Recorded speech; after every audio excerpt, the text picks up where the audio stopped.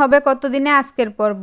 ভিডিওটি শুরু হয় সেভেন জেমস জুয়েলার্সের একটি এক্সক্লুসিভ ইভেন্টের দৃশ্য দিয়ে, যে এলা নামের এক তরুণী তার হার্ট টু হার্ট অ্যাপের মাধ্যমে ম্যাচ হওয়া 10টি দম্পতিকে নিয়ে এসেছে।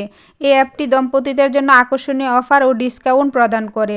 এলা আত্মবিশ্বাসের সাথে তার কালেকশনগুলি উপস্থাপনা করে, যা শাহজাহান, মমতাজ, হি রাঞ্জা এবং রোমিও জুলিয়েটের মতো বিখ্যাত প্রেম কাহিনী দ্বারা অনুপ্রাণিত।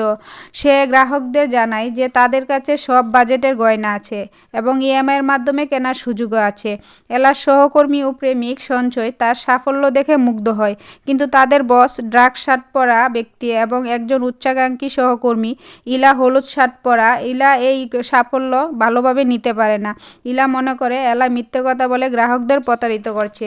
এই ইভেন্ট থেকে এলাকে সরিয়ে দেওয়ার জন্য ইলা তার গোপন পরিকল্পনা নিয়ে কাজ শুরু করে।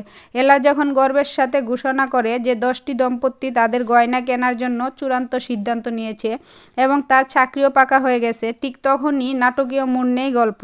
তার প্রতিপক্ষ ইলা প্রাক্তন প্রেমিক সুমিক মঞ্চে প্রবেশ করে এবং পাপিয়া, একজন দম্পতি যিনি এলার অ্যাপের মাধ্যমে ম্যাচ হয়েছে, প্রপোজ করে। সুমিক জানায় সে তার কেরিয়ারের জন্য পাপিয়াকে ছেড়ে চলে গিয়েছিল, কিন্তু এখন সে সফল এবং তার জন্য বাড়িও কিনেছেন। পাপিয়া আবেগপ্রবণ হয়ে সঞ্জয়ের সাথে তার বিয়ে ভেঙে দেয় এবং সুমিকের সাথে চলে যায়।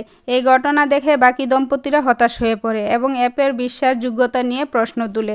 তারা তাদের অগ্রিম অর্থ ফেরত চায়। ফলে এলা তার চাকরি হারানোর মুখে পড়ে।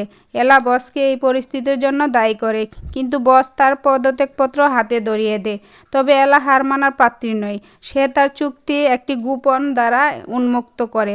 যদি কোনো দম্পতি অ্যাপের মাধ্যমে ম্যাচ হবার পর শেষ মুহূর্তে বিয়ে ভেঙে দেয়, তাহলে তাদের অগ্রিম দেওয়া অর্থ ডায়মন্ড রিং দাতব্য প্রতিষ্ঠানে চলে যাবে। এলা ঘোষণা করে যে এই অর্থ দিয়ে সে ভবিষ্যতে আরও অনেক দাতব্য ইভেন্ট বাড়াবে এবং তার চাকরিও সুরক্ষিত। এইভাবে এলা তার মেধা, বুদ্ধি এবং দৃঢ়তার পরিচয় দেয়, যেখানে ভালোবাসা, সততা এবং সুযোগের মধ্যে এক জটিল সংগ্রাম দেখা যায়।